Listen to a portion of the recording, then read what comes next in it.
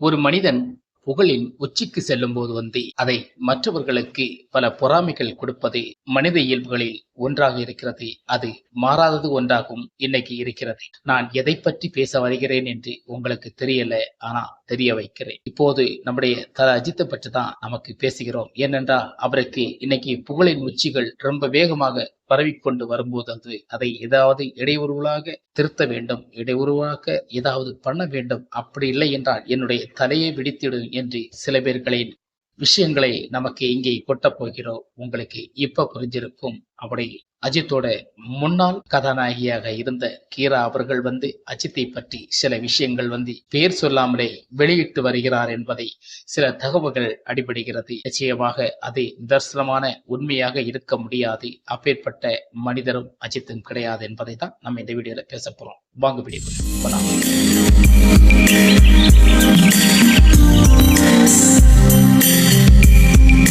அனைவருக்கும் வணக்கம். கீராவும் அஜித்தும் எத்தனை படங்கள் சேர்ந்து நடித்தார்கள்?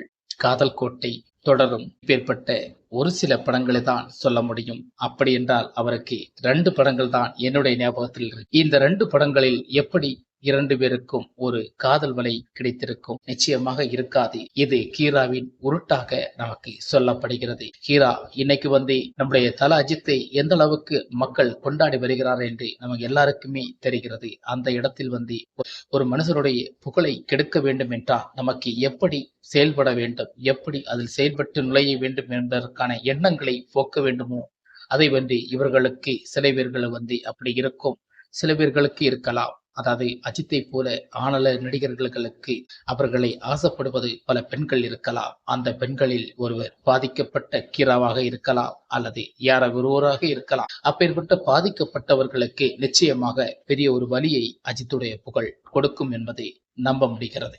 அந்த நம்ப முடிகிறத வார்த்தையினால்தான் சில விஷயங்களை இப்போது கொட்டுகிறார்கள். ஆனால் இப்படி கொட்டுவதால் ஒரு மனிதனுடைய புகழ் உச்சிக்கு இருக்கிற புகழ் தர லோக்கலாக இறங்கிடாது. ஏன்னா இது அஜித் குமாரை பற்றி இந்த இந்தியாவும் சரி, உலகமும் சரி, தமிழ்நாடும் சரி, குறைந்தது 90% நல்ல விதமாக தான் பேசுவார்கள். ஒரு 10% பேர்கள் தான் அவரை பற்றி சில விஷயங்களை பேசுவார்கள்.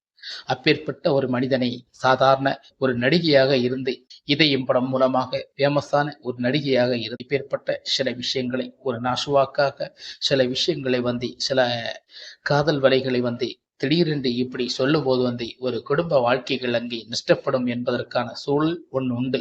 ஆனாலும் நீங்கள் சொல்வதற்காக ஒன்று இருக்கிறதுனால அவங்களோட குடும்ப வாழ்க்கைகள் நஷ்டப்பட போவதில்லை. ஏன்னா எத்தனை இதுகளை தாண்டிதான் சாலினியும் அஜித்தும் காதலிச்சு கல்யாணம் பண்ணி எத்தனை ஆண்டுகள் கடந்திருக்கு இன்னையும் சந்தோஷமாக வாழ்ந்து கொண்டிருக்கிறார்கள். அவர்கள் வாழ்க்கைகளை கெடுப்பதற்கான சில முயற்சிகளை நாம் எடுப்பது அந்த பாவம் அது சொல்பவர்களுக்கு நிச்சயமாக சேரும் என்பதை அவர்கள் நினைத்து பார்க்க வேண்டும்.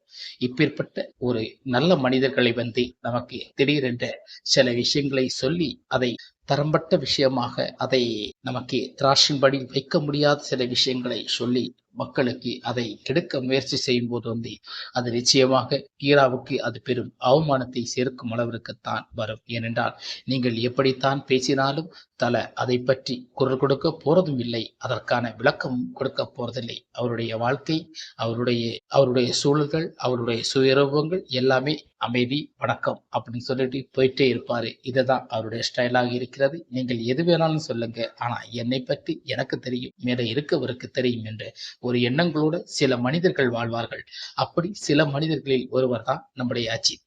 இதை பற்றி நீங்கள் எப்படித்தான் பேசுங்கள், ஆனால் மீடியாக்கள் அதை அத்தனையும் நம்பி விடாது என்பதற்கான அச்சு அசலாக இருக்கிறது. முக்கியமாக அஜித்துடைய கோடிக்கணக்கான ரசிகர்கள் நம்பவே மாட்டார்கள்.